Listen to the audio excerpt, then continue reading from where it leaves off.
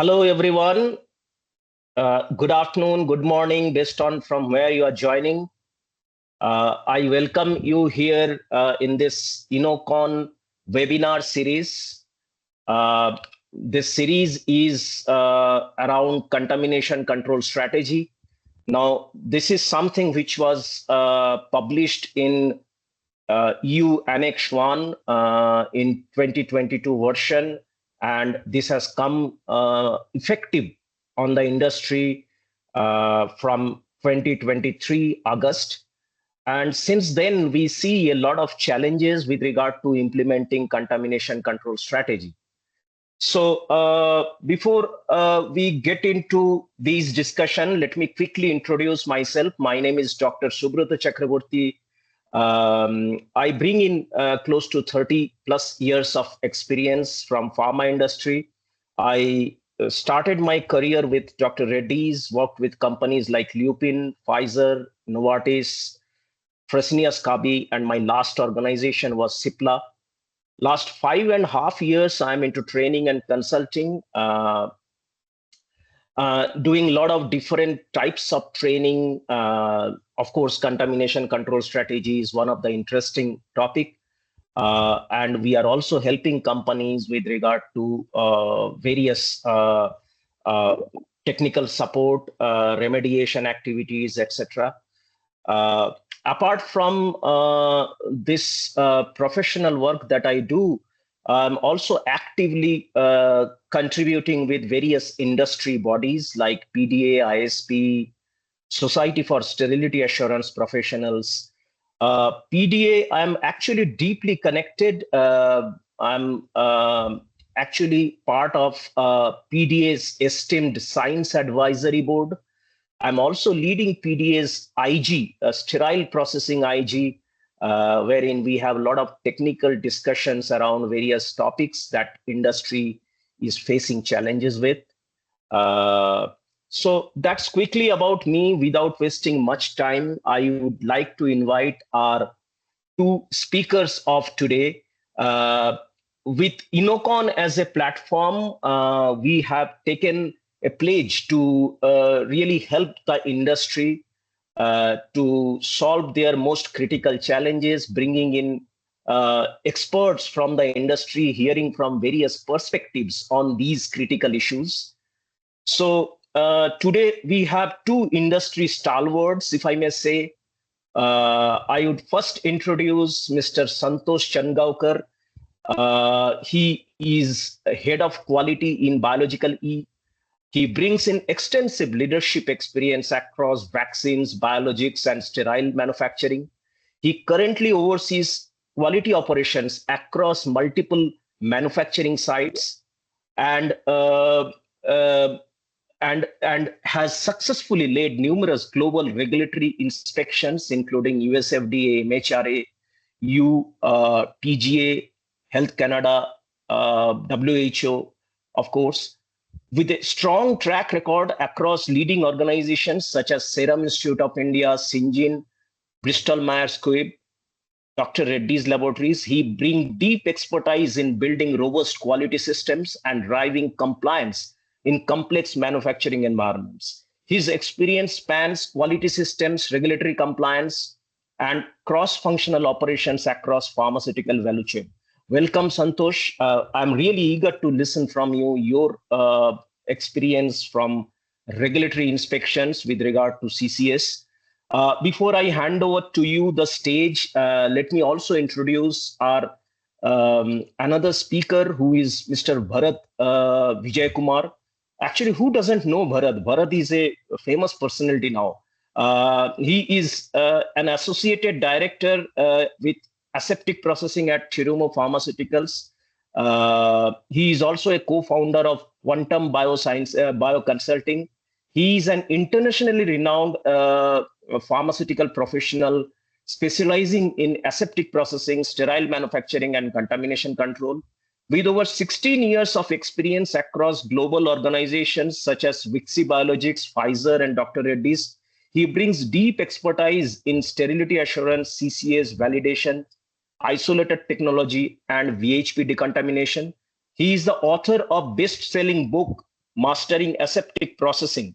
You may look at LinkedIn; it is flooded with the appreciation for this book. Great job, Bharat. Congratulations to you.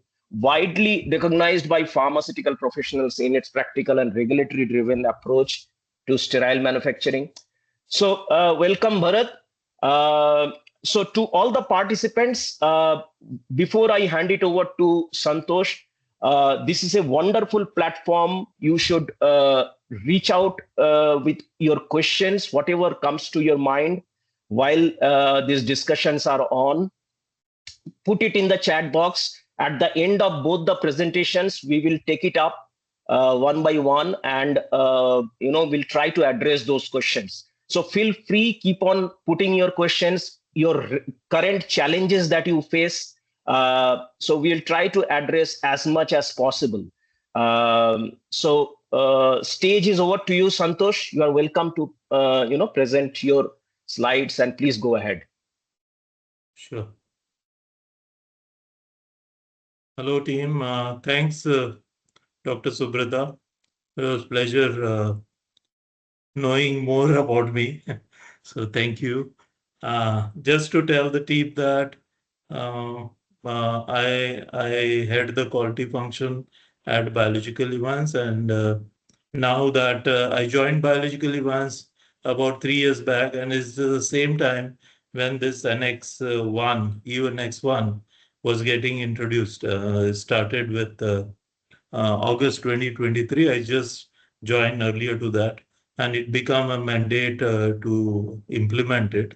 And we did start it from there. Of course, it was there in the system, but not in the way it was required by the regulators. So that's where I started. And then we are currently engaged in training our team on CCS, and Dr. Subrata has always helped us to give more insights into UNX1. And then we have, of course, taken his perspectives in our documentation, and we've made our CCS more robust with regards to UNX1. So that's about it. So I don't have a very detailed presentation. The agenda item which I had shared with you, Dr. Subrata, is the only discussion topics for me. So I will go one by one on those agenda items. So I don't have a detailed slide by slide presentation. So I request you to, if you can present that, if you have it, and then we will take it from there. I can. Is it so? Never mind. I mean, we are really looking for your experience and what you want to say. That's more important for us. But Okay. is it okay for you to actually present? Because from here it will be a difficulty for me. Sure. Let me check.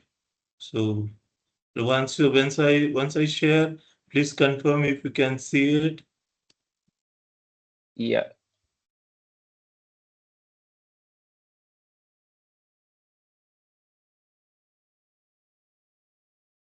Yes, it's coming. Looks like. Yeah, it has come. Great. Yeah. So You can these are just my put it in agenda topics. PowerPoint mode. You can just put it in the PowerPoint. Yeah, that is better. Yes, we can see. Yeah. So these are the agenda items which I'm going to talk about. So as I said, in August 23, it got into effect.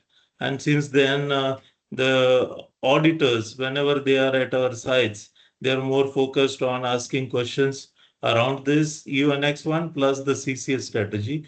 And it's not like earlier that this was not a complete mandate and auditors were not actively using the UNX1. But ever since then, they've been using this as a base document to check all the quality management systems. And that's the reason that we focused more on implementation of this at Biological Events.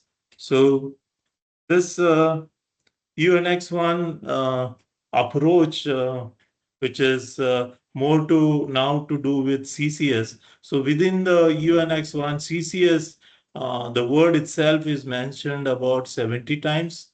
and that's how it makes more valid and important that we take each and every action or activities of manufacturing around this CCS. So within the UNX one, there are about 8 sections, and these sections are mostly related to the pharmaceutical quality management systems, premises, right there to production and technologies, environmental monitoring, as well as process monitoring, and various other things, including the QC. So earlier sections, I mean, earlier UNX guide was not much defining all these systems. The current document has more systems, more deliberation on each topic, and there are about 16 elements within this, within the UNX one, on which people or the quality assurance and the manufacturing folks have to ponder on while they make their contamination control strategy. So the the risk matrix followed is identify, then plot, prioritize, manage, and this all these aspects usually help you to helping making decisions and how to put controls in place. So based on this risk matrix, and when the auditors review this matrix, there are observations on the quality management systems during the audit. So I'm going to talk little more on the observations, type of observations which we have seen across in my previous experiences as well as in biological events. This I'm going to talk. And then in the observations, you will see that each and every section, right from the initial process of seed handling of the vials or the working cell banks, master cell banks, inoculation, right from there to cleaning, sampling, testing, everything is covered in the evaluation process, and the observations are found around this. So people earlier thought that having an SOP and explaining that SOP is enough to explain to the auditors. However, the auditors now expect that each and every activity is part of the CCS strategy which you make, and then you put all the controls around the actions taken into the document so that these controls are always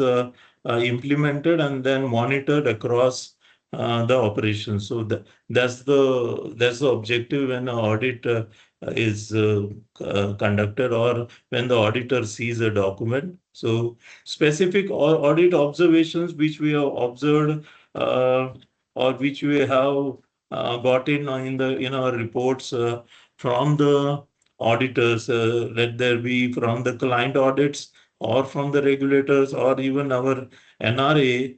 Local NRAs are also looking around this, and then we have this observation. So I'm just going to discuss in brief. I will not be able to give very technical explanation of every observation, but they will be in kind of general observations. So until this, do you have any comment on where I should be, or if I need to have more discussion on any of the topic until now, what I said about?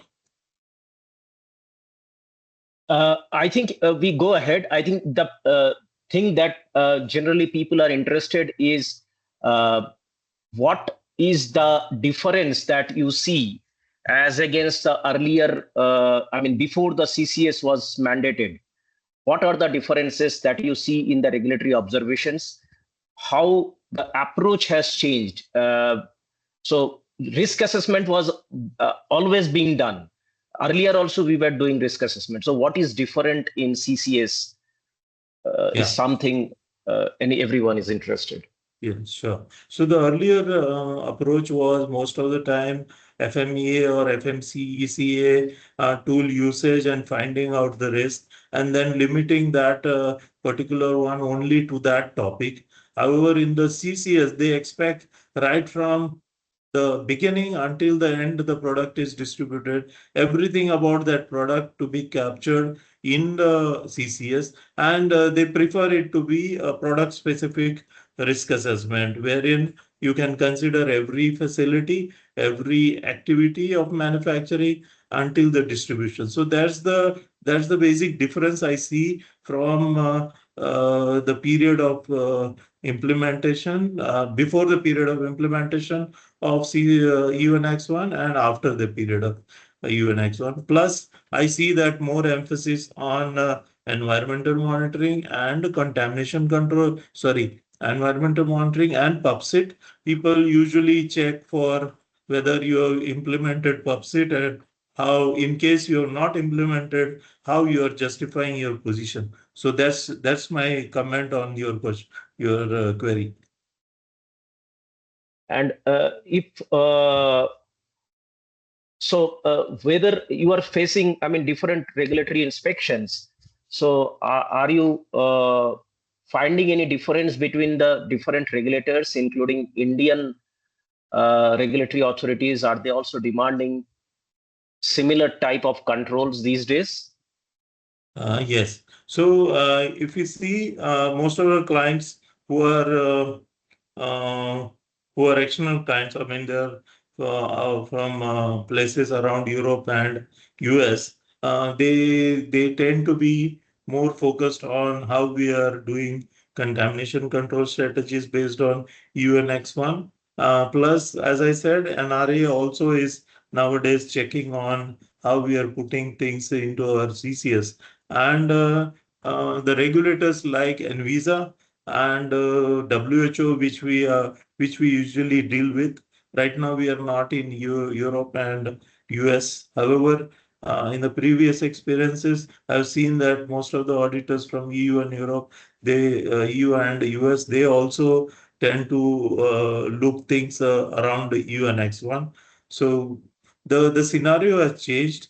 NRA usually checks our CCS, and they are mostly focused on manufacturing operations. But for other regulators, they are more focused on the new introductions of raw material sourcing or vendor qualification, how we are doing vendor qualification based on risk approach. So these are the different aspects with regards to different regulators. And also, when we talk about CCS implementation, any company, I mean, you might have seen that they're facing lots of challenges with regard to, say, cross-contamination control, or challenges with regard to PubSit implementation, challenges with regard to, holistically controlling particulate matter. I mean, not just, viable control, it is also particulate matters that are crucial. So they are facing lots of challenges. If you can throw some light with regard to what are the specific challenges that you find, and if you can suggest some remediation, like some kind of solution to these challenges. They are very common to everyone in the industry. So if you can Correct. suggest few examples and solutions, that would be great help for the Yeah. participants here. So, in the previous stint, we had an case of justifying PubSit. However, it worked for maybe some time with some of the regulators, but higher the standards went up, the the expectation were that you need to implement PubSit, justification would not suffice.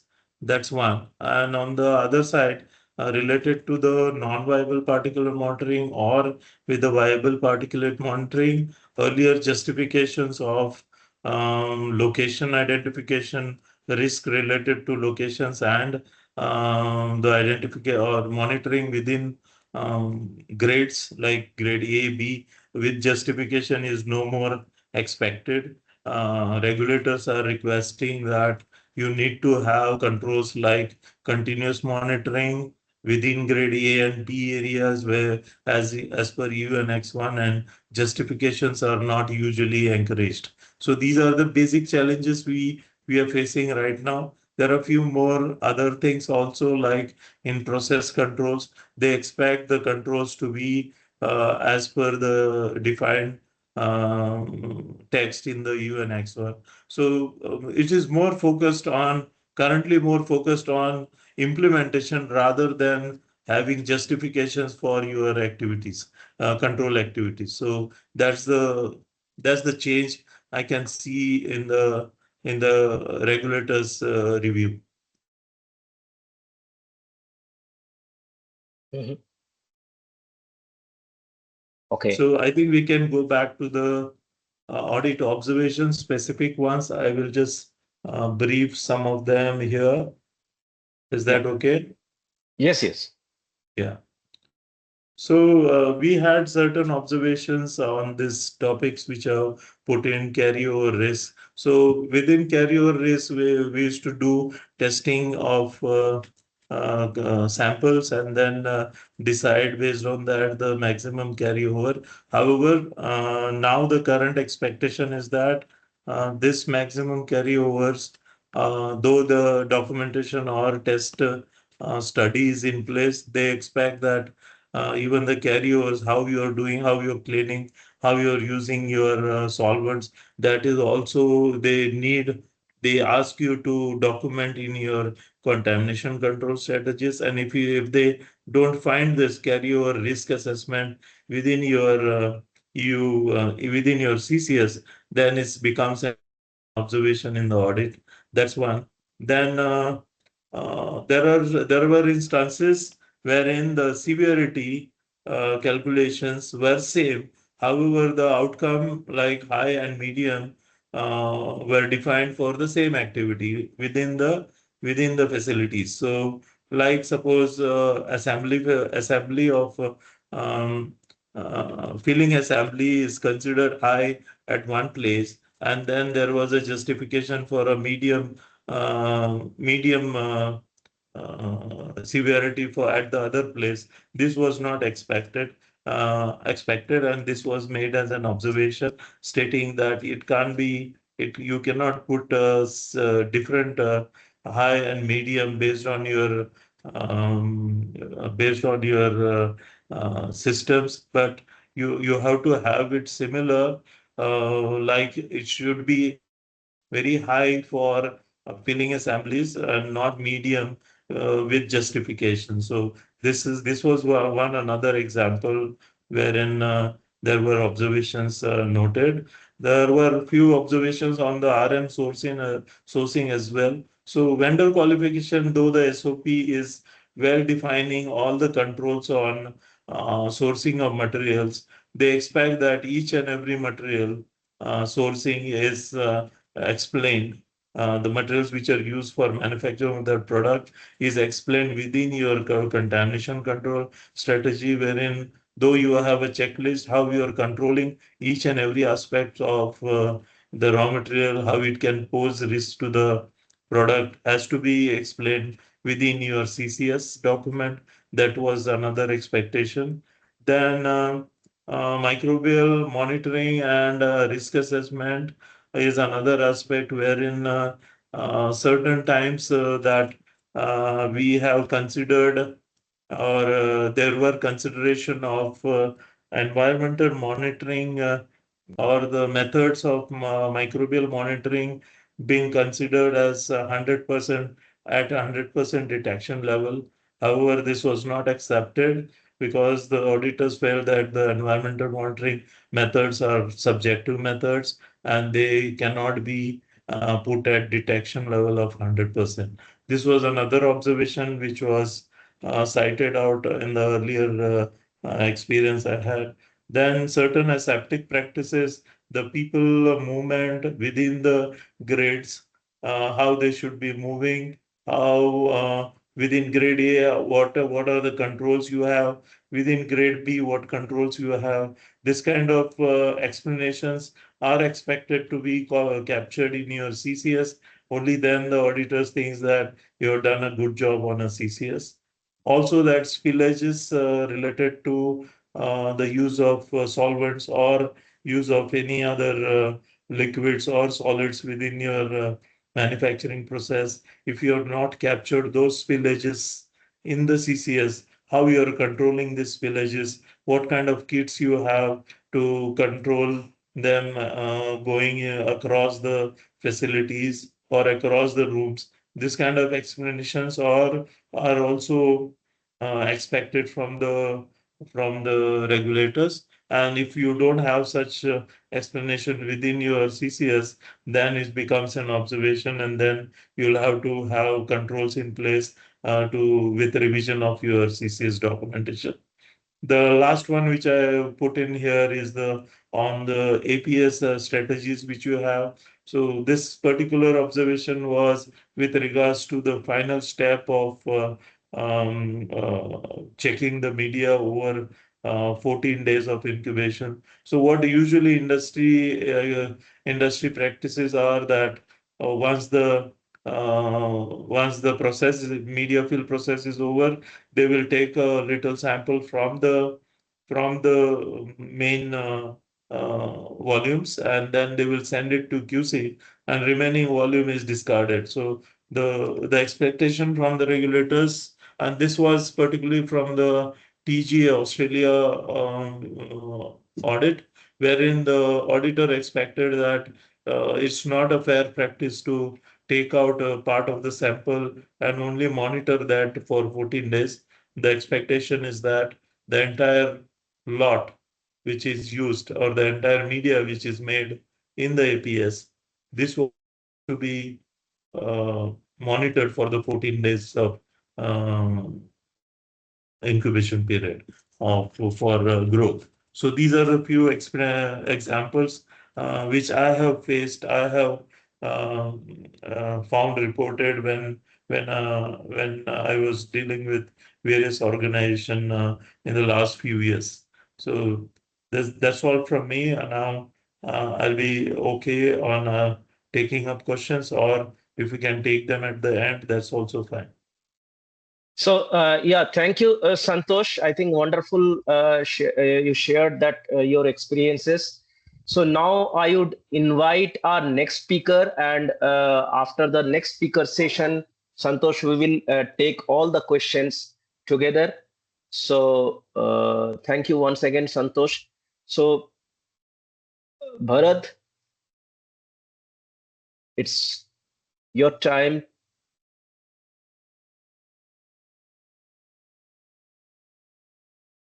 Bharat, are you there? Can you hear me?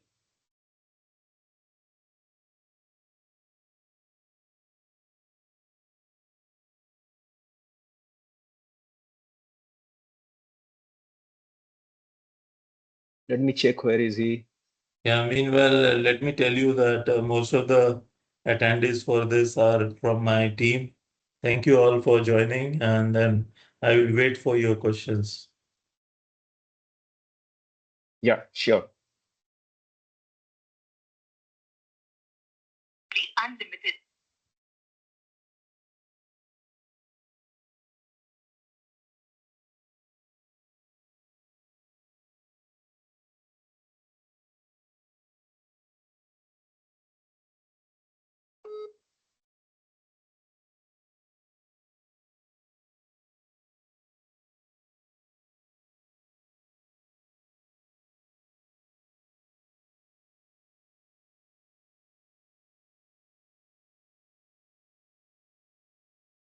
Bharat, can you hear us?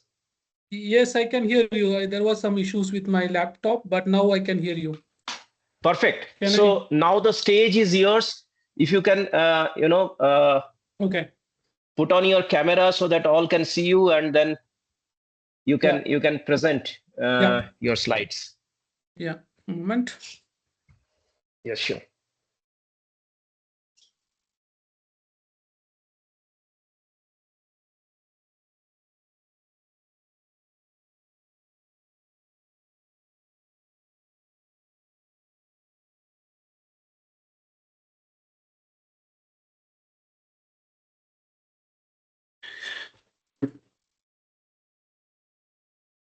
Sorry, there is some issues with the laptop, but now let me switch my laptop quickly. Can you able to see my screen? It's coming up. Yes, I can see the screen. Yes, very much. You just need to put it. Yeah, perfect. Perfect. Now you can see the complete screen, right? Full screen. We are seeing the screen, also the next slide. Is it that everyone is seeing that, or Santosh, can you confirm whether you are Yeah, seeing so the... Bharat, can you duplicate the side so that we can see only if you can go to the display settings and Yes, this is better. yes, This is better. This is better. Perfect. Okay. Okay. Give me a moment. Sorry. Yeah, please go ahead. Give me a moment. One moment.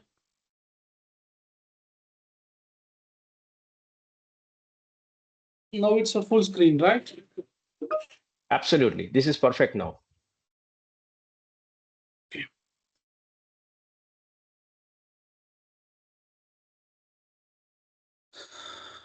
All right. So, okay. Fine. Now let's start. It's finally my time. Thanks for your introduction, Mr. Subrata. So, sorry for some issues here in my laptop, but somehow I will maintain my timings.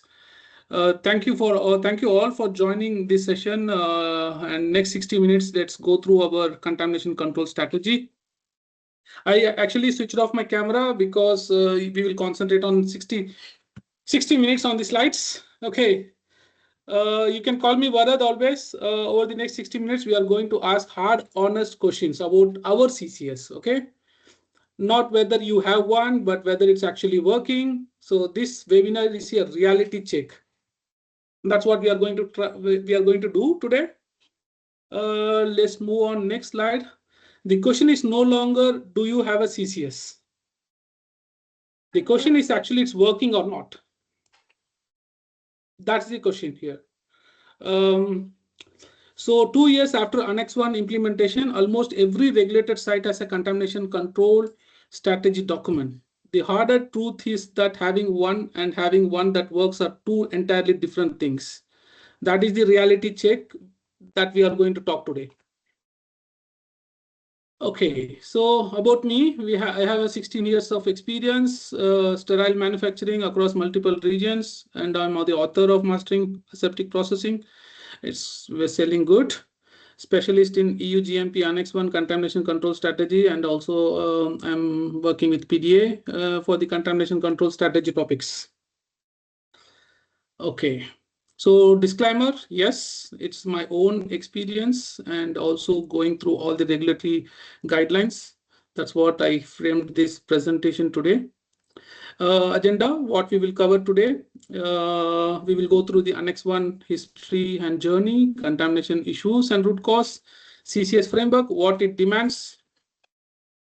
And the real case study, we will see it's also like anonymized.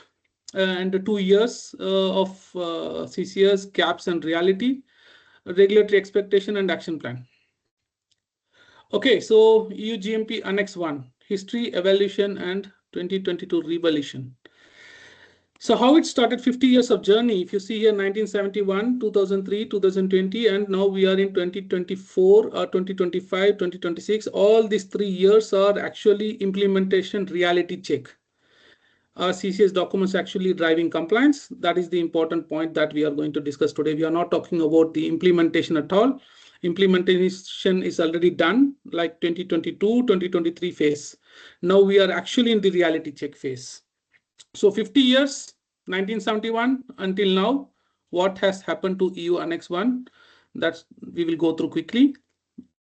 Why the 2022 revision was necessary? So technology leap, contamination events, harmonization needs, science evolution, and also MAH complexity, CDMO requirements, and inspectorate pressures. All these 6 points which I gathered, like, these are the 6 important points that made 2022 in a important revision. That's what I see here. Importance of isolator, RAPS technology, harmonization between FDA aseptic guidance and ICH Q10. Some important science evaluation, microbiology EM methods, risk-based requirements. All this caused a need for 2022 revision for EU Annex 1. Okay, now let's go. That's all common slides. We will not go and touch in detail. Key changes in Annex 1, 2022. So what are the key changes before and after 2022? You can see here, all the implicit are now explicit. Okay, contamination control was implicit and now it's explicit, documented and mandatory. We have to, all companies should have this document as mandatory one. Guidance on clean room limited on systems. Holistic quality system approach required. Barriers mentioned, not mandated before. And now closed barrier system strongly preferred. But not mandatory, but it's preferred. Please note this point. I'm not saying that clean rooms should not be used at all. No, the closed barrier systems are strongly preferred. EM programs reactive. EM must be risk-based and proactive. PubSit optional in many interpretations, but now pre-use post-sterilization integrity testing is expected. I can say still as a mandatory. Personal training basics, qualification behavior, and gowning competency formalized. So overall, if you see a 16 pages document, now it become 59 pages, sorry, 58 to 59 pages, and nine major new sections has been added for the new Annex 1 2022 revision. Okay, what is contamination control strategy? A planned set of controls for microorganisms, pyrogens, and particulates derived from current product and process understanding that assures process performance and product quality. We will go through each word by word definition in detail in my next slide. Okay, planned, proactive by design, not reactive to events, very important. So I'm just going through word by word for this particular definition written in Annex 1. Set of controls. Multiple integrated measures, not isolated departmental procedures. In many companies, I have seen it's a departmental procedure, like one department owns it. It's not like that. It should be covered for all departments, and also ownership relies on cross-functional teams. Current understanding evolves continuously with site knowledge, not frozen at implementation. Assures, what it assures? An active performance outcome, not a historical compliance record. Okay. Process performance, ongoing operational reliability. This we will talk in our slides more about this. What actually CCS related to operational reliability must be demonstrated, not assumed. Product quality, the ultimate objective. Every element traces back to patient safety. So this is the word by word definition. I try to explain it here. Proactive by design, multiple integrated measures, evolves continuously with site knowledge, not frozen at implementation, and active performance outcome is required, process performance and product quality. This is the word by word definition for contamination control strategy as mentioned in EU Annex 1. What is a real CCS really looks like? Beyond the document, understanding the system behind it. So I made it in 3 terms here. Contamination control strategy is not a document. It is an integrated system of design, decisions, controls, monitoring activities, and human behaviors. Documented in a way that can be inspected, challenged, and improved. So I will term it like a simple terms, regulatory terms, and in operational terms. Okay, simple terms. It is the answer to the question, how does this facility prevent contamination from entering a sterile product at every step, under every foreseeable condition? This is in a just simple terms. In regulatory terms, a documented, holistic, risk-based framework addressing contamination risk across personal, environment, utilities, equipment, materials, process, and finished product. This is regulatory terms. How I can say in operational terms? A living system that generates data, responds to signals, updates based on experience, and is actively used by people who understand it, not filed away after approval. So this is the actual requirement for us. Like, we just don't need to file it, approve it, and just put it in the cupboard. Whether it's really working or not, that we have to see. Okay, Next one, the CCS mandate. What is the regulation actually says? Holistic by design. CCS must cover all aspects of contamination across the entire facility, not department by department in isolation. Okay, very important point. Regularly reviewed, periodically reviewed, annual review, 6 months once, 3 months once. No, it is a living system, not a static document. Regulators expect evidence of periodic review, update, and improvement. Okay. Covers all products and process. Whatever I have written here, everything is mentioned in the annex 1, but we need to just understand each and every word in detailed way. So that's what I'm just trying to explain it here. Covers all products and processes. A single product specific CCS is insufficient if the other sterile products are manufactured on the site without the same framework, but we have to see holistic by design. 2 years on or 3 years on, whatever the thing, you can take it out like it is 2 years or 3 years, but we are not yet in 3 years. We are just in mid of 2 and 3 years now. Where is the industry standing? A honest assessment of implementation progress. That's what we are talking in this webinar. We are not talking how it should be implemented, but we are just checking the reality. The number tells a story here. If you see here, greater than 90% of regulated sites have a CCS document in place. Yes, almost everyone has the CCS document in place. But what? Less than 40% could demonstrate that it drives decision making. Approximately 60% of Annex 1 citations link back to CCS weakness. So most of the companies are now getting observations that CCS is not actually working. It is just a document in the company. Compliance with Annex 1 has reached a critical inflection point. The easy work, writing the strategy, mapping the contamination risk, updating the SOPs is largely done now. It's all done. What remains is harder, embedding the strategy into operational culture. This is what we are going to talk, operational culture. Making it a real-time decision tool rather than a document on shelf. Okay, making it a real-time decision tool rather than a document on shelf. Most common inspector observation is not the CCS is absent. So we know that CCS is present. So everyone has CCS. But it is that it exists but has no operational footprint. No one references it. No one updates it after deviation. No one uses it to justify the decisions. So once the CCS document 100 pages, 200 pages are documented, approved, and just filed and kept it in the cupboard. But are we really looking into that? That's important. That's what the expectation from the inspector, and that's the observations many companies are getting now. Core components of an effective CCS. What must be addressed for strategy to be considered complete? Okay, there are 6 elements here. Facility environment, everyone knows that. Barrier technology, personal, process controls, environmental monitoring, materials and containers. So these are the core components for an effective CCS. So all your CCS should contain this information at least to elaborate, and you have to really go deeper and perform your evaluation to complete all the 6 elements for an effective CCS. Okay, let me go a little bit background. Again, we are not touching the main point. We are just talking about the background and what Annex 1 says about CCS. We will go through more detail later on, but let's go through these 11 elements, like 9 elements. So contamination control strategy, section 2, which is mandatory. So all these points, whichever mentioned here, is like very important, needs to be covered in your CCS.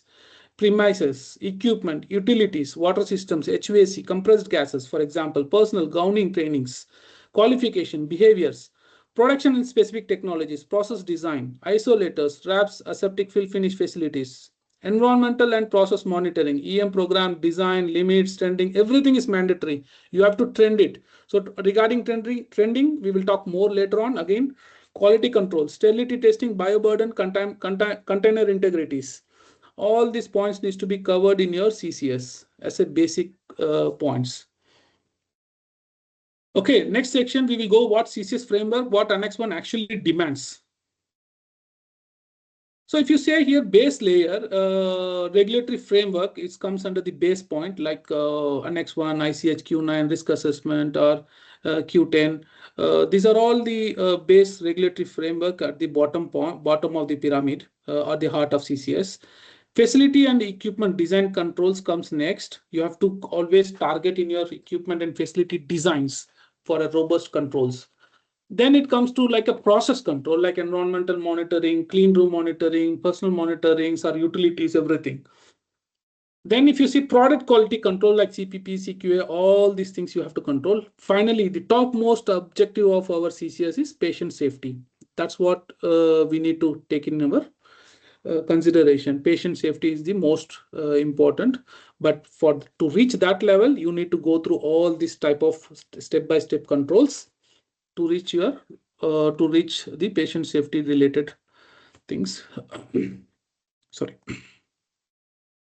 So these are some tools which I mentioned here: risk management tools, FMEA, HACCP, fault tree, anything you can use in your CCS document, and just start using the regulatory frameworks. And then you have to go deeper into your design controls, process controls, and product controls to achieve patient safety. 12 critical elements of robust CCS. So we discussed this in previous slides, but little bit more here. Contamination risk assessment, HVAC design controls, facility design and clean room classification, rationale, equipment design, sterilization, sanitization controls, barrier technologies, which is the preferred method, personal qualification, training and aseptic behaviors are so important here. Gowning qualification for grade A, grade B environments. Of course, grade C, grade D, we don't do gowning qualifications. Cleaning and disinfection programs, rotations, poricidal, contact times, etc. Environmental monitoring program and trending is very important, that we will touch later. Process, water and utilities monitoring. Yes, you need to cover this also in your CCS. CAPA integration and effectiveness monitoring. Periodic CCS review and living document management. So all these 12 critical elements for your robust CCS. So reality check. Now until now, whatever we have seen is what CCS is saying, what is the definition of CCS, what are the basic elements, how to make your robust CCS documentation, everything we have seen. But now slowly we will move towards reality check. Is your CCS a living strategy or a box ticking exercise? So we should not have a box ticking exercise. It should be a living strategy. Okay, so let's see. 2 years or 3 years, as I said before, where is the industry struggling? 70% of sites had significant CCS gaps identified at first post Annex 1 inspection. After Annex 1 implementation, 70% of sites had significant CCS gaps. If you see here, CCS exists as a document only, not linked to operations. Second, risk assessment methodology not justified or traceable. Third, EM program not updated to reflect CCS risk assessment. I'm not going to explain in detail every elements, but you can, of course, you will understand everything. If you have any specific questions, we can touch later on. The fourth point, CCS not reviewed after contamination events or changes. Very important point here. We need to note it down. CCS not reviewed after contamination events or changes. Personal qualification records incomplete with CCS claims. So CCS claims personal qualification records should be maintained, but however, some sites don't have personal qualification record. They have maintained some training record, something like that, but it's different than the qualification records. So cleaning validation not referenced or cleaning verification not referenced or not linked with your CCS is the least one. So if you see red one is critical, yellow, orange or whatever it is, it's major, and the blue one is like minor. Gap one. So let's go through each gap in detail. Your CCS document with your CCS reality. What the document says, what actually happens. So risk assessment completed, all areas covered. That's what your CCS says. But in reality, risk assessment completed in 2023, never updated after deviations. This is an example. I'm not going in detail, but risk assessments are done, but never updated after any deviations. EM programs aligned to a risk program, risk profile. EM program is the same as pre-Annex 1, it is just relabeled. So how many companies has really looked into their EM program? I'm pretty sure like 2020 onwards, the same risk program is still maintained across facility. They have never really looked back to what their program is saying. Disinfection program validated and in place. Disinfectant rotation SOP not aligned to CCS efficacy data. Personnel qualified as per SOP, training records incomplete for 3 operators.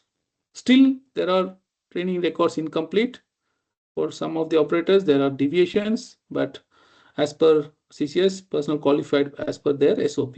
CCS reviewed annually. Annual review is a signature on the cover page, just signature. But are we really reviewing it. If you are reviewing it, we need to have a proper information on this document in a change history or whatever it is, what has been reviewed, what has been changed, what has been updated. All these informations are missing. Okay, so next gap, environmental monitoring fit for purpose. Sample point justification, trending and alert sampling locations are not derived from risk assessment. They are historical, no documented rationally for grade A contact points. Alert limit set as percentage of action limit without statistical basis, very important, without statistical basis. Trends not formally reviewed, excursions treated as one-off events like isolated events. Method suitability, frequency rationalization, monitoring frequency not reviewed post Annex 1. This is what we discussed before also. No documented risk justification for frequency per area. EM program review, EM program not formally reviewed following contamination events, CCS updates or facility changes. Whenever the facility changes, CCS updates, but we don't go back and review our EM program, environmental monitoring program. Identification program, isolate identification is incomplete. Not all excursions taken to species level. No trend by organism type. So some companies are missing this trend, that they don't trend based on the organism's type. Okay, let's move on. Gap 3, personal still the primary source of contamination. 80% of sterility failures have a human factor component. Okay, so gowning, aseptic technique, behavior in grade A, cleaning techniques, culture and mindset is very important. Gowning qualification done once, never requalified. No formal aseptic technique requalification program beyond initial trainings. Interventions not categorized or reviewed for pattern. Unnecessary operator entry. SOP compliance assumed, not verified. Cleaning techniques validation gaps. So many companies still did not perform the cleaning verification or cleaning techniques validation, whether the cleaning technique is really robust or not. Contamination control seen as a compliance task, not patient safety imperative. So just as a compliance task, but we need to go beyond these compliance tasks. We need to really go into a patient-related safety aspects. Gap 4, disinfection program. Are they really validated? Annex 1 requires common gaps found. Disinfectant effective against relevant organism. So if you see, that is not actually happening. We will see one case study in my next slides about this particular topic. Sporicidal agents rotated in grade A, grade B. Sporicidal agent used occasionally.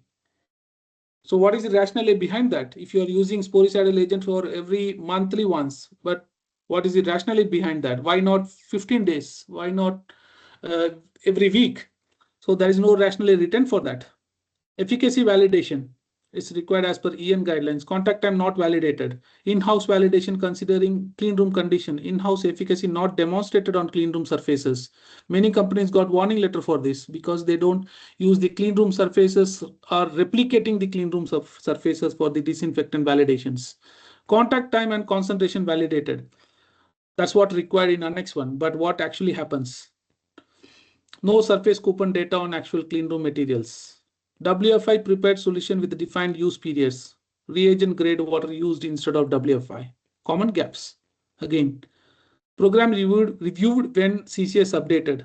Program unchanged since 2020 and it is not linked with CCS. So these are some common gaps found in some of the companies, whether it's operating with clean room conditions or isolator baselines. These are just my views. Okay, let's move on to gap 5, barrier technology qualification and ongoing controls. If you see here, nice slide here, isolator, closed wraps, open LAF, lab foods. So Annex 1 preference preferred, always isolator and closed wraps because you are separating human from your product. That's the preferred technology. Acceptable, minimize. It's not removed completely, it is minimized. So preferred is isolated and closed wraps. Decontamination, everyone knows isolators have a VHP technology. Glove integrity is mandatory for all. Overpressure, everything is overpressure. Media fill frequency, we have to follow as per Annex 1 or US FDA guideline, which is semi-annual based. CCS risk, residue risk, lowest here for isolators, closed wraps low, and open wraps always risk is more. That's why I kept it higher. And open LAF is always highest. Many sites have not requalified barrier system post Annex 1, particularly glove integrity, overpressure cascades, and VHP cycles. So based on what frequency VHP cycles needs to be requalified, there is no proper risk assessment in place. Okay, we have seen gap 5, all 5 gaps. Try to explain it better, but let's move on now. Section 4, contamination issues and root causes. Real patterns from the industry. So contamination issue, there are a series of contamination coming up. Bioburden excursion, grade B and C bioburden excursion remain one of the most frequently cited EM failures after Annex 1 implementation. So as we discussed before, disinfectant resistance, some of the quaternary ammonium components are started showing reduced susceptibility with this particular gram-positive cocci.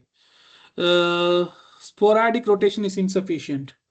Cleaning technique failure, S-stroke like cleaning method like S-stroke technique not maintained. Disinfectant applied over contaminated surfaces. No pre-clean before sporicidal. There is no pre-cleaning activity before you start cleaning with the sporicidal. HVAC pressure cascade. Personal shredding. Increased shredding under coverall identified through gowning monitoring. Behavior post gowning not controlled. Alert limit trigger ignored. Like, alert excursions not investigated. I'm not saying you need to investigate, but at least you need to start working on it. If you are reaching the alert excursion, you need to investigate in detail.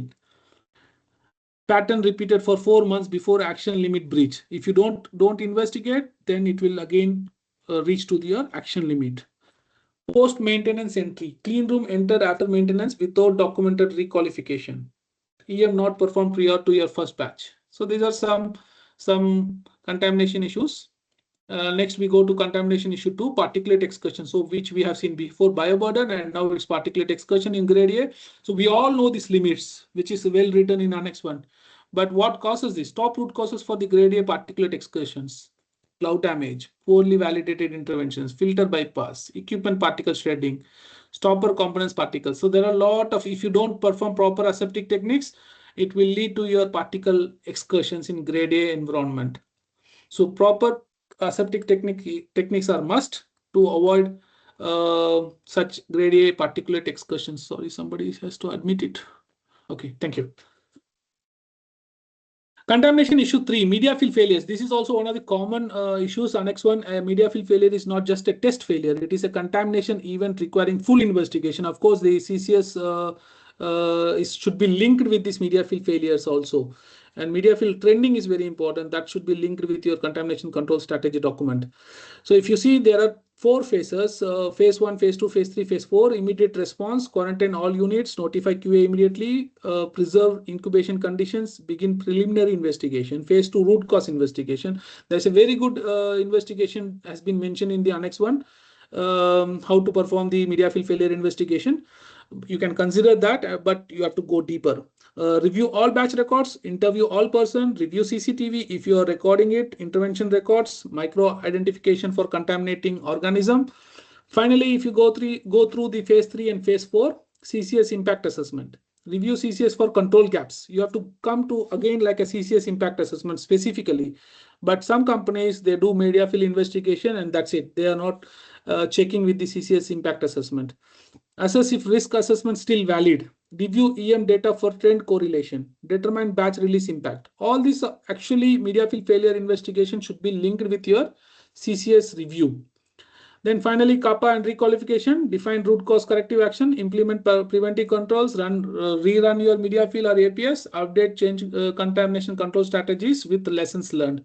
So always, whenever excursion, not only media fills, whatever happens, you have to go through your CCS review, whether you need to update it or not. Definitely you have to update it at certain point of time. It will trigger to update your CCS. Contamination issue 4, human error and aseptic techniques. If you see here, interventions, gowning, behavior, cleaning, line clearance, changeover, training gaps. All these categories will have high impact, still critical impact. You can see here, touching sterile surfaces during unnecessary grade A interventions.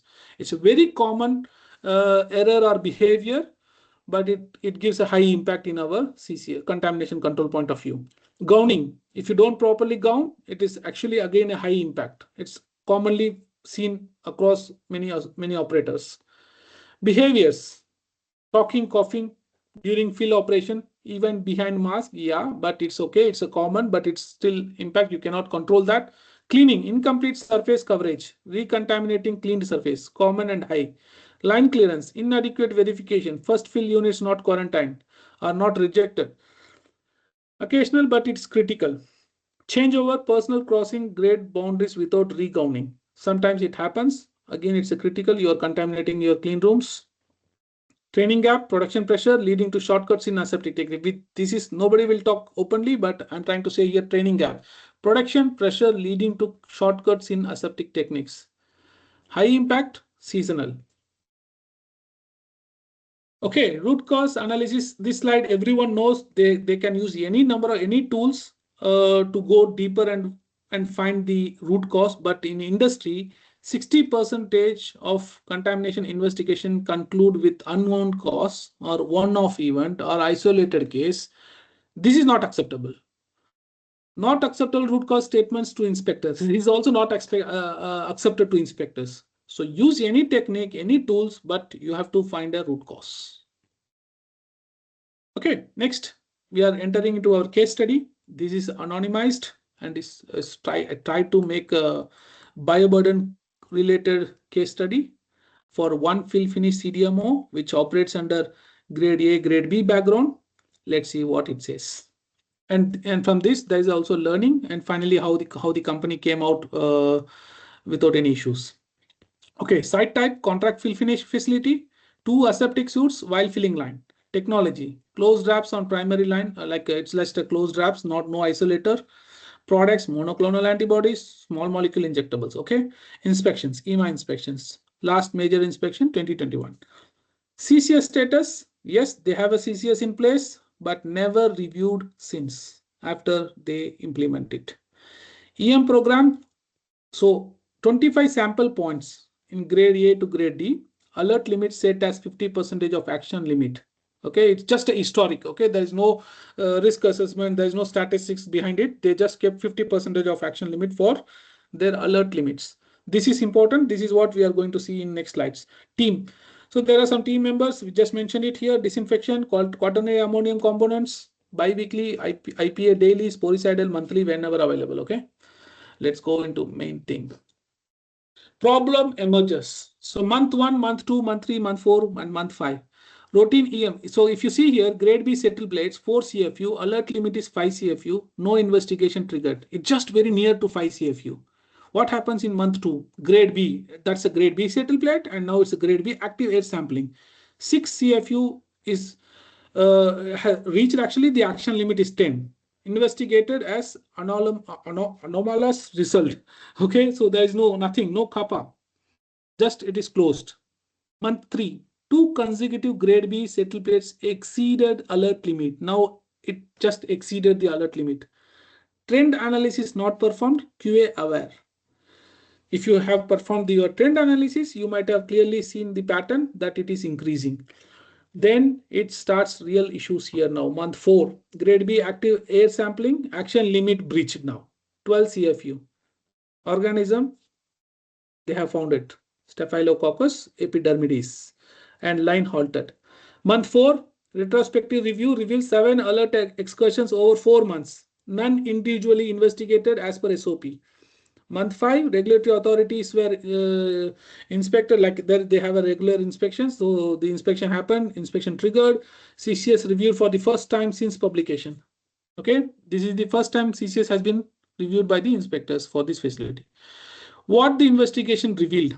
CCS document, first CCS document. CCS did not reference the EM program or alert limit management. 2 systems existed in parallel with no formal link, but there is nothing has been linked with the EM program. Alert management, SOP required investigation, but defined as investigation as QA awareness only. They have their systematic problem in their site. So they did not perform any investigation for the alert limits reached. CCS says systematic investigation mandatory, but CCS says it should be done. But what SOP says? QA awareness only. So organism profiling. So human skin commensal, 3 operators had repeated positive glove counting samples, not trended. So no trending for this. Organism-based trending was missing.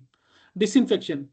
30% of quaternary ammonium component showed reduced efficacy against this organism on stainless steel at in-use concentration.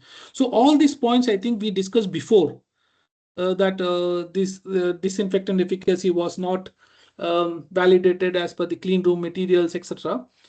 Trending was not done, document gap. So everything we discussed. So exactly same thing happening in this case study. You can see a pattern like CCS document, alert management, organism profiling not trending, not trended, disinfection, efficacy was not robust. Finally, CCS review. CCS had never been reviewed after any deviation. So deviation is one part, but it is not linked with CCS. Contamination event in 18 months. So what finally? Trend analysis was performed at year end only. So every year trending was performed. Our next one requires at least periodic or monthly trending in real time review of excursions.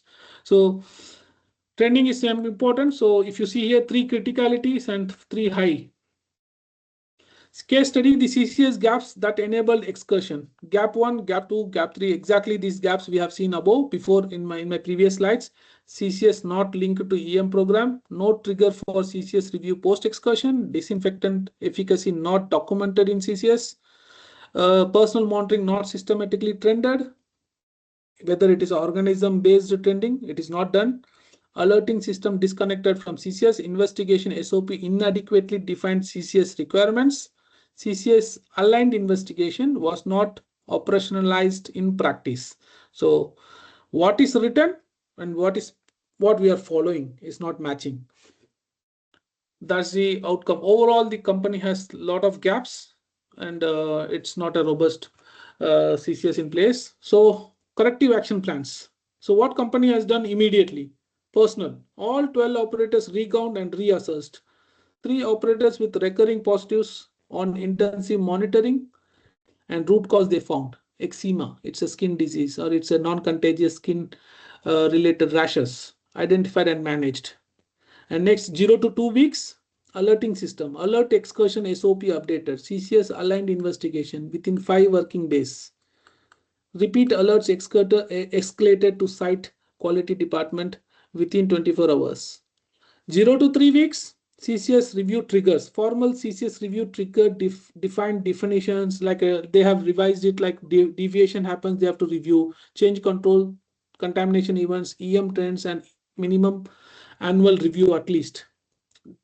2 to 8 weeks or 0 to 4 weeks, CCS revision. Complete CCS rewrite with cross references to all supporting documents. EM plan, disinfection SOP, personal qualification. SOPs are formally linked now. 0 to 6 weeks, alert limits reset using 3 years of historical data, statistical analysis. Before it was not like that. It was just 50% of action limit. Now it is statistical analysis has been performed. Formal trending SOP with monthly micro review meeting implemented. Like a monthly micro review meeting has been implemented. Finally, new disinfectant selected with demonstrated efficacy with against these organisms. Sporicidal application formalized to weekly schedule in grade B and C. So these are the things action plan company has performed with a defined timeline. And now what happened? Outcome and lessons learned. Outcome inspection closed with 3 major observations. CCS fully rebuilt. Grade B clean for 9 consecutive months. Perfect. Site returned to manufacturing in 11 weeks. CCS is not a document. What is the lessons learned out of this case study?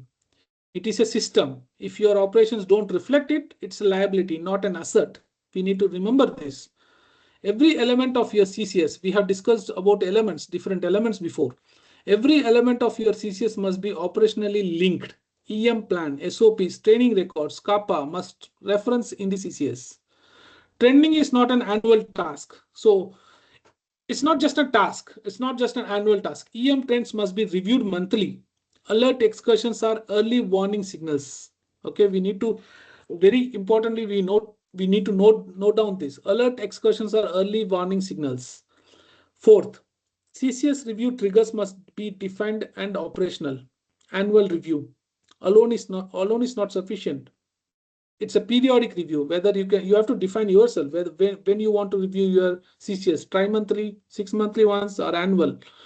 You have to define by itself in your CCS SOP. Know your organisms, very important. Every isolate should be identified to species level and trended. Your microflora profile tells a story. Please have this important point here. Personals are your contamination source. We know that personals are the primary source of contaminations. Invest in repeat requalification, in monitoring, training, culture. All these are important, not just initial training. Keep on training your person and try to make aware about this CCS and contamination basics. Okay, let's move on to next slide. Regulatory expectations and your action plan. What inspectors look for and what you should do. So until now, we have seen 5 sections, different basics, CCS, Annex 1, history of Annex 1, and then we have seen a very good case study. What else? I will summarize later on. Let's move on. So now important slide is regulatory expectations and your action plan. What regulators expect from our CCS? What inspectors look for that? Okay, what inspectors ask? Be ready for these questions. I have mentioned just 8 questions. There are a lot of questions, but slides are not sufficient. Then let's go to these 8 questions first. Can you show me your CCS and walk me through how it connects to your EM program? This is your first question. Second, when was your last CCS reviewed? What triggered that review? Very important. Third, show me the last 3 alert excursions. How were they investigated? What did your CCS require? Fourth, how do your disinfectant efficacy data support your choices made in the CCS?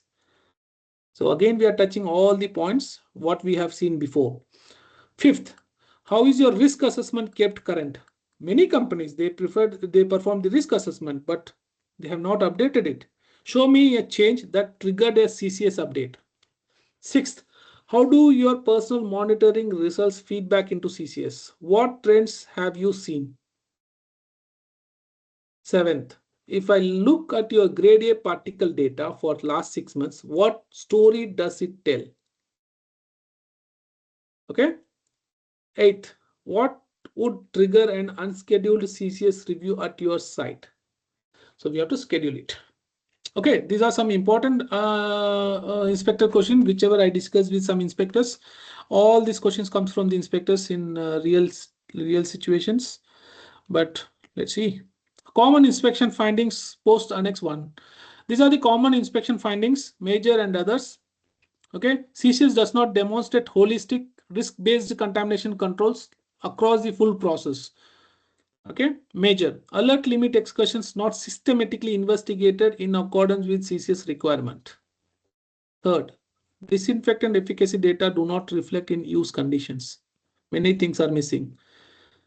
This is also not linked with your contamination control documents. CCS was not reviewed or updated following manufacturing changes, deviations, or contamination events. These are the 4 major observations or common findings from the inspections. Others, EM sample location not justified. We have discussed about this. Personal monitoring data not rendered. We have also discussed this. Corning qualification not reperformed at appropriate intervals or following personal changes. Sterilization cycle parameters not validated for all product contact components. Sorry. Okay, so these are some common inspection findings after Annex 1 implementation. Next, we move on to regulatory alignment, EU GMP Annex 1 with FDA aseptic guide.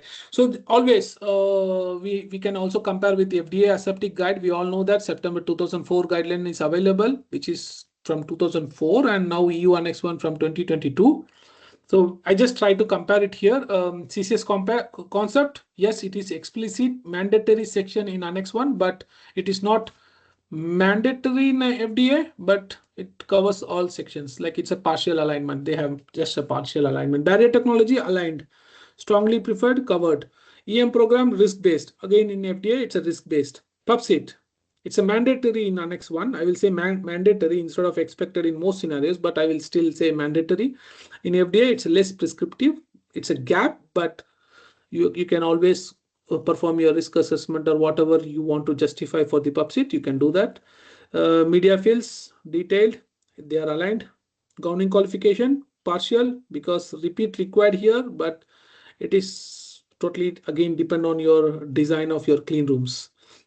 CCS review, triggered based mandatory review. But as I said before, CCS concept in FDA is not, it's just implicit. So here it is not mandatory required. Contamination risk assessment, formally required in CCS, expected implicity in quality system. So formal contamination risk assessment is required in both, but in a different wordings. Okay, next we go. There are a lot of slides, but I try to complete. I think we are on time. I think still 30 minutes more, but I will close it in 20 minutes.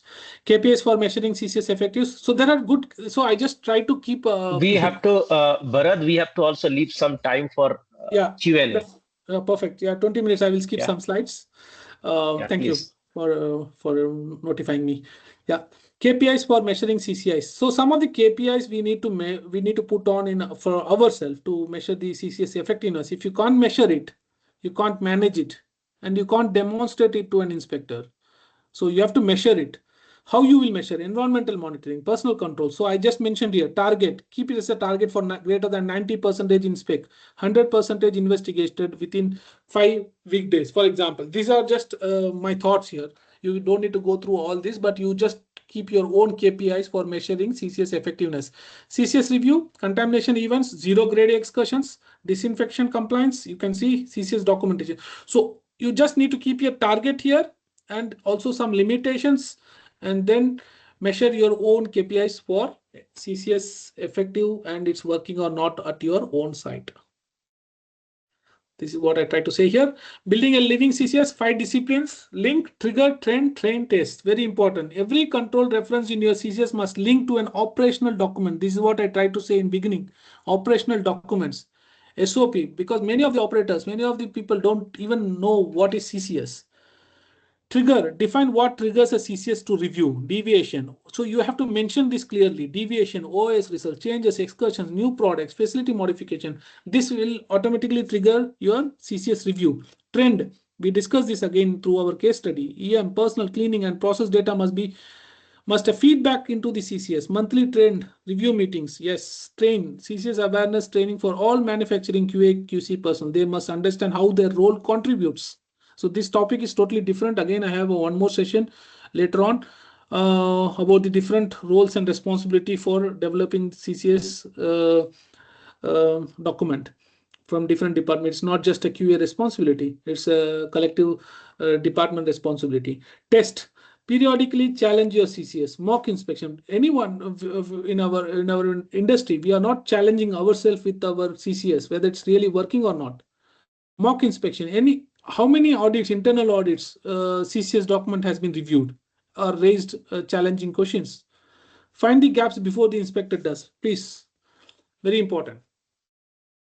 Okay, technology and innovation. I will skip this slide because there are a lot of new technologies will help you, like artificial intelligence, continuous EM monitoring, rapid micro methods, CFD modeling, EM data analytics.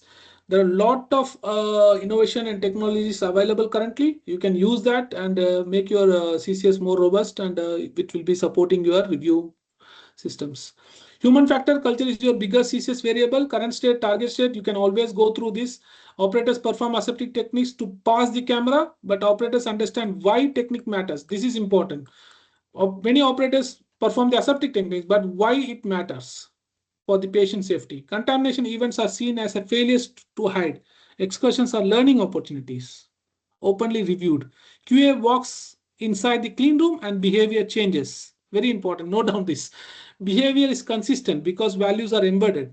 So don't react for the QAs. You have to follow your own behaviors in the clean rooms. CCS is a QA document. Operator never sees it. CCS principles are trained and visible on the floor. Okay, production pressure overrides aseptic discipline. Leadership enforces no compromise on contamination control strategies. Okay, then let's move on. 12-month CCS plan. This I will leave it as it is. It's just my thoughts. What you have to do in month 1 to 3, month 4 to 6, month 7 to 9, and finally how you have to test and sustain for your contamination control strategy action plans. This is a very good slide. If you want to take, you can take a screenshot. Let me skip. CCS maturity model. Where is your site stands now? So this is very important. If you see here, reactive, defined, managed, optimized, excellence. Are we where actually we are standing? You have to answer honestly by yourself. Most site post Annex 1 implementation are between 2 to 3. As per my survey, as per my discussion with the peers, currently we are standing between 2 and 3. Okay, but some companies level 3 by end of 2025, and we have to reach at least level 4 by end of 2026. What is level 4? Predictive monitoring, technology integration and culture embedded. Very important. Level 3 triggers defined trend data, feed CCS, KPIs are tracked, monthly reviews. Level 2, where actually we are standing, CCS linked to SOPs, RAS risk assessment are documented, EM nominally aligned, annual review only. Currently, in my opinion, we are standing really between level 2 and level 3. Okay, excellence, of course, that's our expectation. Zero grade excursion, right first time culture, industry benchmark. That's our target, but we need to reach soon there. So again, it's a similar way of your monthly plan. Like I also kept like a quick win, like 30, 60, 90 approach. What you have to do within 30 days for your CCS priority, what you have to do within 60 days, and in 90 days, what will happen to your contamination control strategy. Close all your high priority CCS gaps, update CCS with cross-functional references, conduct first CCS effective review meeting, very important. Brief manufacturing leadership on CCS KPIs and current status. Very important. Many companies don't have the CCS KPIs. Schedule mock inspection focused on CCS readiness. Okay. Let's move on. Kappa integration, closing CCS gap, detect, investigate, Kappa and verify. This is how it's a very simple process to maintain your CCS living document. Every Kappa arising from the contamination events, excursions or audit finding must feed back into CCS. This is the loop that keeps your CCS as a living document. And next one, self-assessment checklist. You can use this screenshot again. You just ask your questions by yourself, and these red marks are mandatory requirements. And you can tick mark whatever is applicable to you as a assessment checklist. I can just go through one. Last CCS review minutes and outcomes are available and document. Very important. This is what I told in my beginning of the slide. Last CCS review minutes and outcomes are available and documented. Please document your review meetings for the contamination control strategy. What you have reviewed, what is the outcome, and what you're going to update it. Okay, let's move on. Bharat, how many more slides are remaining?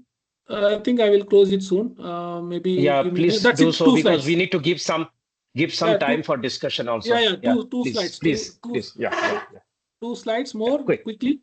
Build your CCS inspection package. Be ready day one. You have a 12 points here. You can go through this by yourself. But if you see here, importantly, maintain your Kappa register, cross-functional, cross-reference to contamination events, organism identification. Some of these things, last CCS review meetings, we discussed this, risk assessment and sign off. So these are some important 12 checkpoints to develop your inspection package. Quickly, last slide quickly, frequently asked questions. Does a small site need a full CCS? Yes. Next one applies regardless of site size. Can we have one CCS for the whole site? One per suite? No. A single site is actually acceptable, but if it covers all suites, process products, that's enough. How often must CCS be reviewed? Annual is enough. Annual is a minimum requirement, but Annex 1 also requires a periodic review if any significant changes or when CCS effectiveness data indicate gaps, then you have to review your CCS. What if our RAPS is open? Are we not compliant? No. Annex 1 acknowledges open RAPS as acceptable with appropriate justification. The pressure is to justify the choice, not to replace the equipment immediately. Please understand this. Many people said that we need to remove the wrap system like that. No, it's not like that. Does CCS apply to contract manufactured products we receive for final packaging? Yes. MAH remains responsible for CCS covering their products, including purchased in intermediate. CMO controls must be assessed. Okay, these are some references. I will not go through this and takeaways. CCS is not a document. 2 years inspector know what goods looks like. Third, alert excursions are your early warning systems. Disinfectant efficacy must be validated under your use condition. No, not manufacturer data on specification sheet. Personal or your most significant contamination variable. Investment in requalification, monitoring, and culture pays back in patient safety. Please follow this. A CCS review trigger is not a calendar event. It is any contamination event, deviation, change control, or change control, or performance gap. Operationalize your triggers, not just an annual review. The question is not, do we have a CCS? The question is it actually working? You can honestly answer yourself. A real standard is not, does your CCS document meets the requirement of Annex 1? The real standard is your contamination control strategy actually controlling contamination. This is very important. If the answer is yes, your documentation will prove it. If the answer is no, no document will save you from the inspection. You can connect with me using this QR code, and now I leave it for question and answer. Thank you, Mr. Subrata. Thank you all.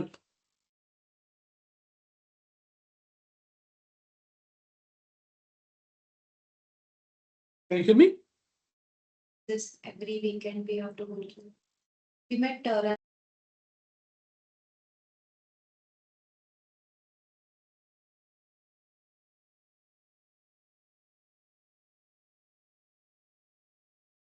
That's it, Subrata. I try to cover as much as slides what I have, but sorry for the initial delays. Thank you so much for this opportunity. You are in mute. I cannot hear you. Maybe others can hear. I'm not sure. Okay, maybe it's my issues. Maybe I have to switch my system.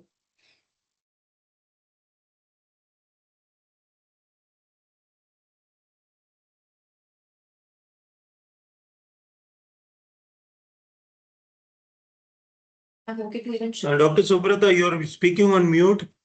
Please No, unmute yourself. Please unmute, sir. Yeah.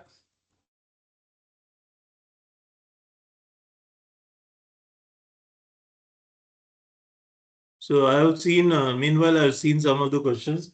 I would take two from them. One is No, sir, which you're are not the audible, sir. Subrata said you're not audible.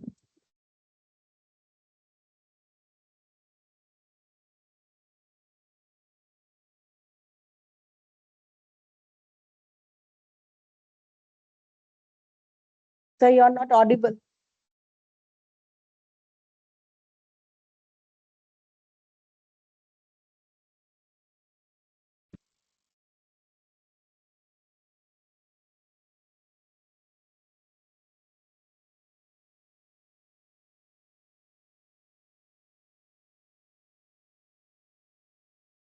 Yeah. Am I audible now? Yes, sir. Yes, Yes, great, sir. great. So, we have lots of questions. Thank you. I in fact said thank you to Bharat. I think wonderful presentation. Our participants might have immensely benefited from your detailed presentation, Bharat. Thank you again. So we have lots of questions. First question.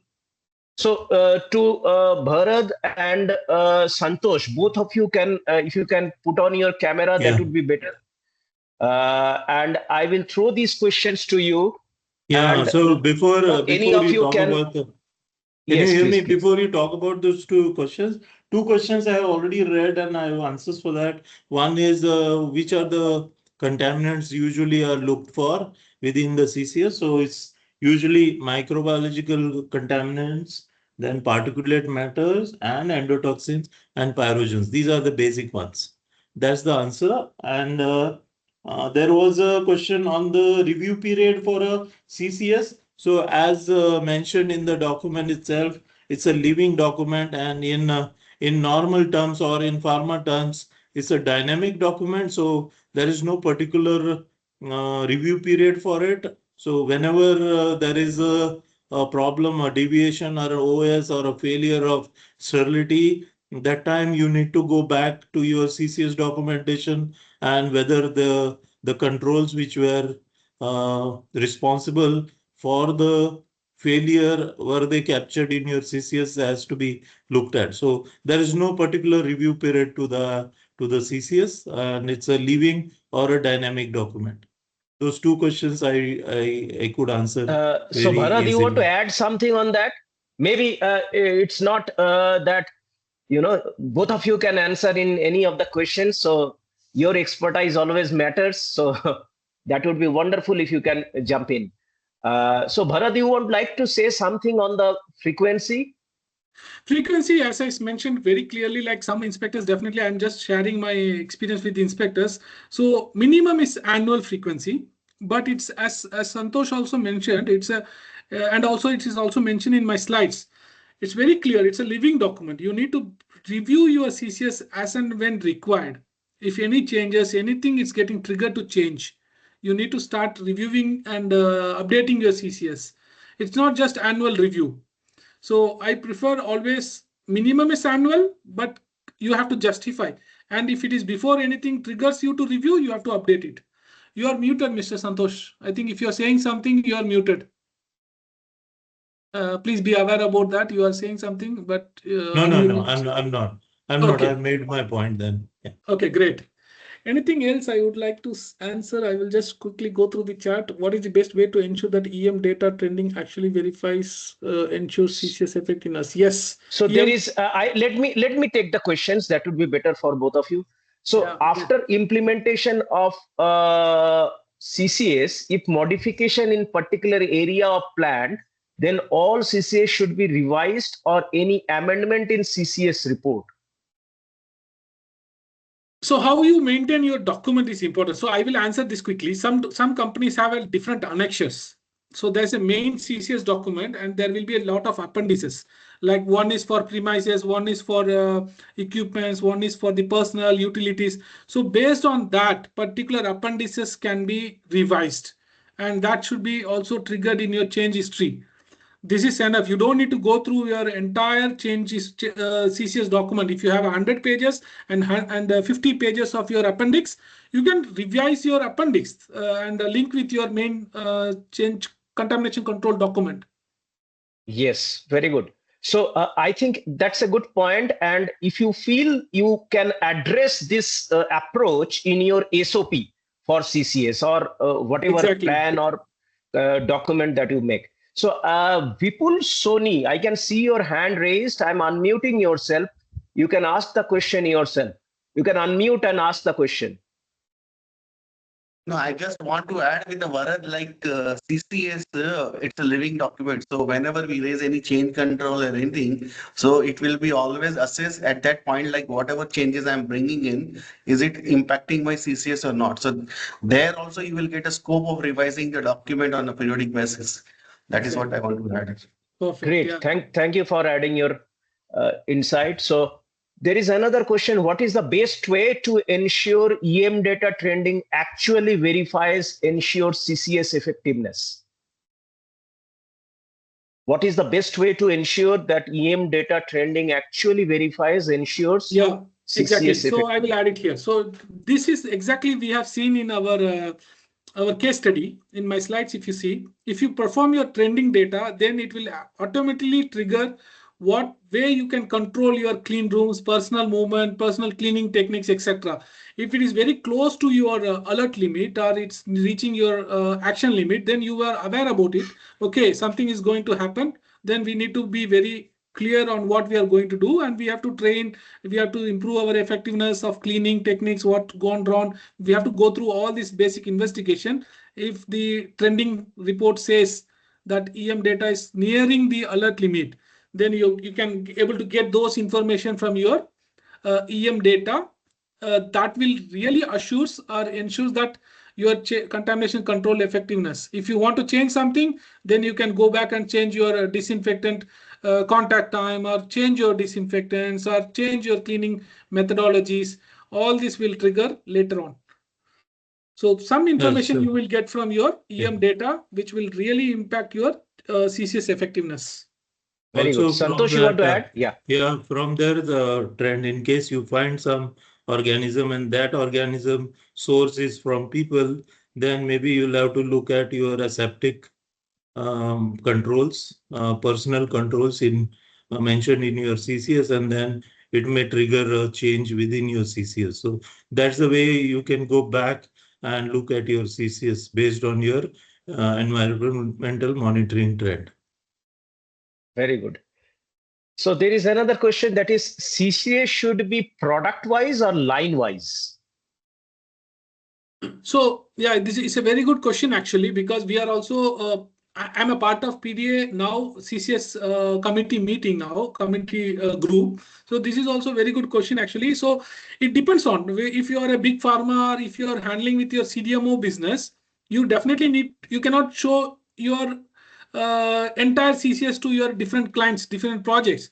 So if you maintain your appendix based on project specific, like product specific CCS, then it's easy for you. If some clients is asking CCS document, you can show the main CCS and product based appendix, so that you don't need to show your other products to the different clients. So it all depends on product specific CCS in addition to your main holistic CCS, and which also automatically covers your lines. So if you have 4 lines, you can have one CCS and you can distinguish in your appendix. Santosh, would you like to add something? Yeah, so there is no particular regulation around this, how you should approach, but when you do product specific, you can do that way also. Even facility specific, you can do facility specific, but then you will have to have every product counted in that. So it depends on how you follow, and there is no strict regulation that you should be doing in a particular way. I think that's both agreed. How I view it is, say, for example, you have one product which is, say, high potent. You need a stringent cleaning validation for it. And another product is very sticky in nature. It is water soluble, but very sticky in nature. Now, these two products might require a different set of controls to make sure that you do not have a cross contamination. The other way of looking at it is, say you have 2 different lines. One line is with isolator, another line is with ORAPs. Now, the controls necessary for isolator and controls necessary for ORAPs could be entirely different. Or the way you have moved from change room to that line and the way you have moved through the change room to this line are entirely different. So can there be one strategy for both of these lines? No. So do you want to have one document explaining all of this? You can. Or would you like to have a separate addendum for separate machines, or maybe a group of products? So these are all your choices. As Santosh rightly mentioned, there is no regulation around it. Whatever suits you. But I find it interesting, or maybe easier to handle when you segregate them. But it is ultimately your choice. Exactly.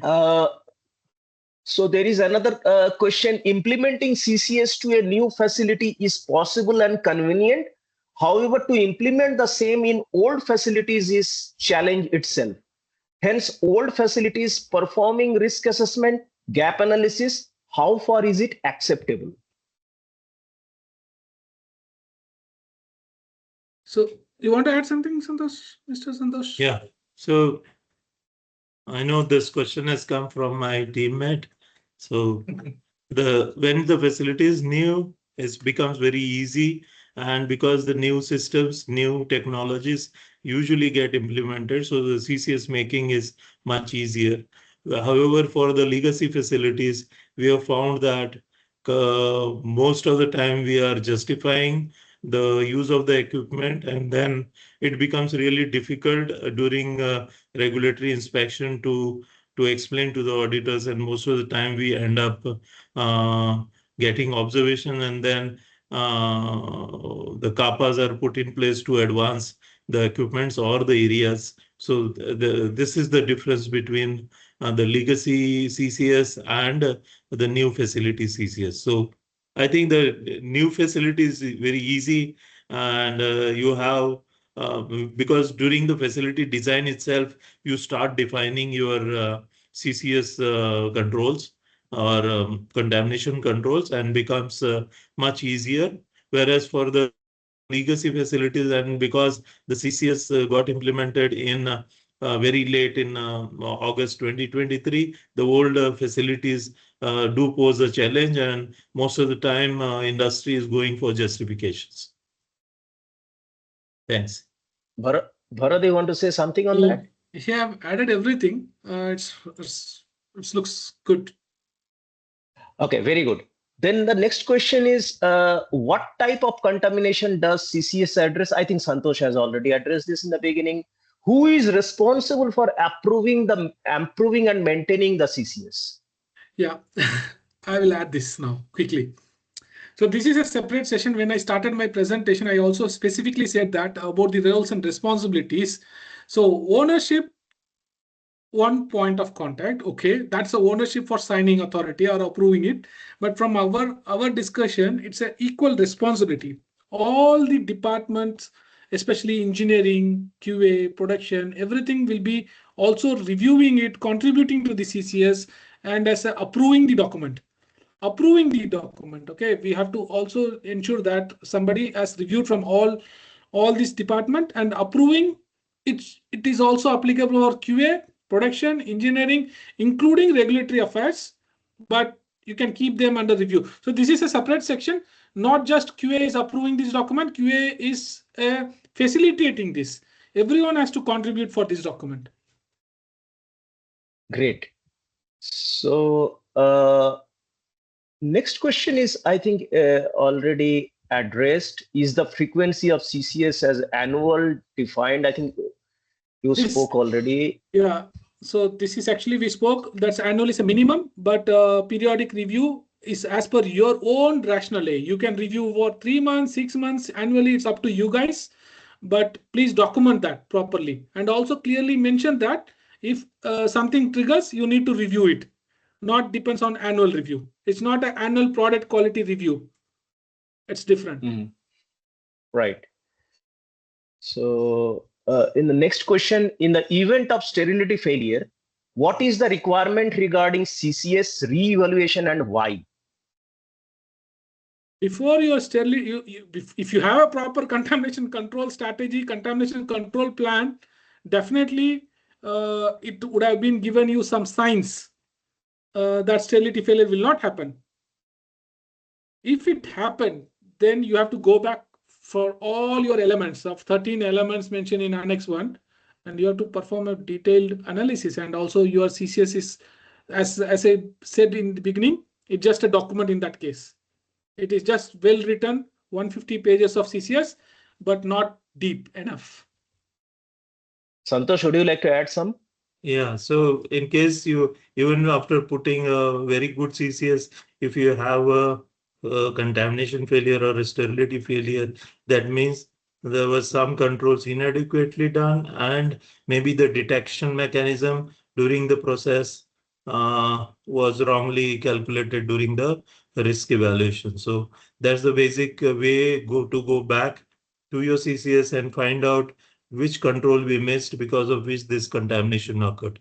So I think that's the expected way by regulators, and we should be following that. Great. So the next question is, how frequently should QA review EM data for CCS effectiveness?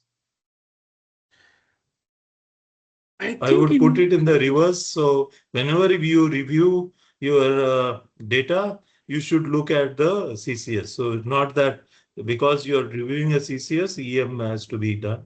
So it is reverse, not the way the question is put. Right. Will it be acceptable to have acceptable contamination after having a QRA?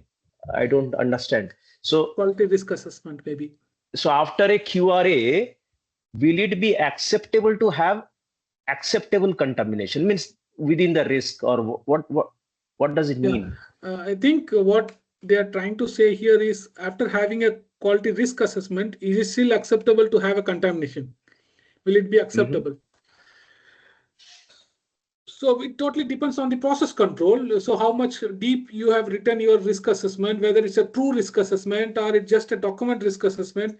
If you really know the process controls are robust enough to control your contamination, then the contamination will not occur. If it occurs, then you have to really look back to a design point of view, or what has gone wrong. Then based on your investigation, you will update your QRM. You will, of course, you will update your QRA, and then you will also update your contamination control strategy. And then you will also monitor your effectiveness of your kappa. Then it should not trigger contamination again. So Dr. Sarvana, I have allowed your mic. So can you ask your question directly, unmuting yourself?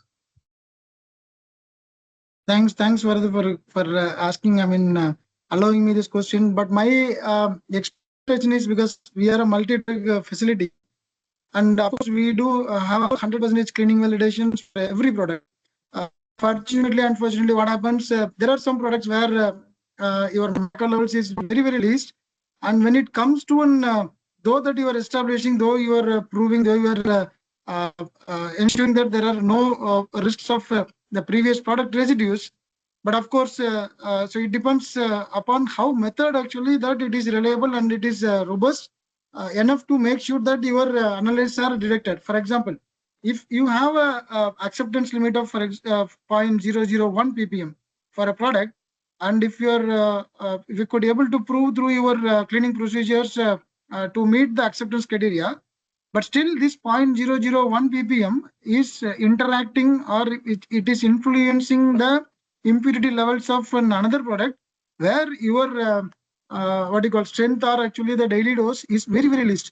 So that's a learning with respect to one of the product, and it was a huge exercise, in fact, to make sure that when you are doing this kind of products, yes, you have to ensure there could be some sort of placebo trials or some sort of water runs to make sure that there is no residual levels of this product against to the next product to ensure the product safety. So this was a learning lesson from me. Exactly.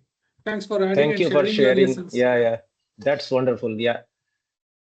So Dr. Subrata, I would have to leave now. Will you excuse me? Yes, sure. Thank you very much, Santosh, for your time. It was really wonderful to have you in this program. We will have few more questions. We will address this and then close the session. But by the way, it's very much appreciated for your presence, your time. Thank you so much. Thank you so much. Thank you so much. Take care. Thanks for Thank you.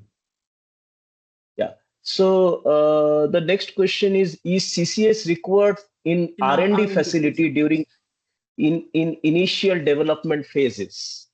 Bharat, you want to take it?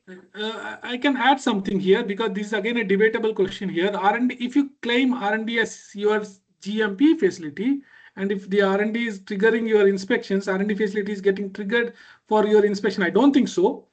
In that case, it's not mandatory. If you have your CCS for R&D facility, it's okay, but it's not mandatory. So I would recommend you to go to ICHQ 8. It talks about development requirements. It talks about QTPP. It talks about various QBD design principles. So if you go there, you see that there are certain controls that you can implement from the beginning. Now, CCS has to be implemented during the life cycle. So if you see ICHQ 9, it talks about quality risk management. It talks for the life cycle approach. So when you talk about life cycle, some of the design related aspects in your product, which could be developed during your design phase of the product. Say, for example, how would you in an aseptic, say, for example, I take an example of, say, aseptic manufacturing. aseptic addition. Now, these are the things that you design at the design phase of the product. At what stage do you need to sample? At what stage do you need to do those in-process testing? These are all the design aspects. Now, you have to keep it at the back of your mind that what can cause risk to my product quality and patient safety. So I would recommend, there is nowhere it is written that specifically you should not do the CCS. CCS should be done for the life cycle. So you should consider putting it from the development phase only. That's what I would recommend. So the next question is, CCS shall be looked in case of valid sterility or media fill failure. I completely agree. CCS should be a dynamic process. Okay, that's a comment. All the established controls need to be relooked. That's a comment. May I know what is the difference between QRA and CCS? You want to address this? May I know the okay. May I know what is the difference between QRA and CCS? QRA is an integral part of your CCS. With some QRA tool, you will develop your CCS. So both are interlinked. Yeah. So I have Anuj. You can unmute yourself and ask the question if you want.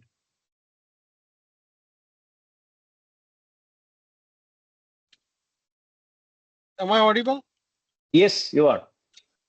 Sir, actually, I've joined this conference around 20 minutes ago, and I'm from US. So I missed half of or most of Mr. Bharat's discussion, but I was listening his, presentation carefully, and it looks very impressive to me. So I would like to, if it's possible, I could connect over him LinkedIn or somewhere, because we are here just following US FDA regulation, but my organization wants to start business with EU GMP. Here the consultants are more for, I would say they are more subjective. Let's say if somebody is doing greenfield project, they want provide you a CCS guidance or anything, they will just give you a greenfield project guidance. So we have to hire, individual for everything. So for me, CCS is a new topic, though I have a not that huge experience as you guys have, but I have 10 years of experience in pharmaceutical quality assurance in US. And for us, CCS is a new approach. And it is I would say it is a very dynamic and robust approach where you can justify, or where you can, control your contamination. So just, I have a couple of requests that if I could, if I have an opportunity to talk to Mr. Bharat or you after this call, or whenever you guys have a time, because first of all, we have a time difference. So it would be a great opportunity that we can connect, and I think we can connect over LinkedIn. So maybe for future references, because there are lots of, we need here a valuable person, or we need here subject matter expert who has a expertise in diversified pharmaceutical quality assurance, not only in just a particular thing kind of US is having. So that is the all reason I've just raised the concern. I'm not aware about most of part of CCS, but I would like to learn and I would like to connect with, because we have one project is coming up in September 2026, and there we are going to install 6 lines for EU market only. Mm-hmm. Yeah. So we can very well help you. Bharat is also there. He has shared your his details. You can also connect with me. My LinkedIn, I just put it in the chat. And all the participants here, I request you to like this page of inoCon. We are going to have more such webinar series. We are going to bring in more and more experts from the industry. So stay connected. I think with this, we are going to close this session. Thank you again for participation. Thank you, Bharat, for being part of this discussion. Wonderful presentation. We got a lot of good feedback for you and Santosh. So thank you again for your time. Thanks so much. Thank you so much, sir. Thank you so Bye-bye. much. Enjoy your all. great evening. Thank you. Thank you, everyone. Thank you. Bye. Bye. Thank you.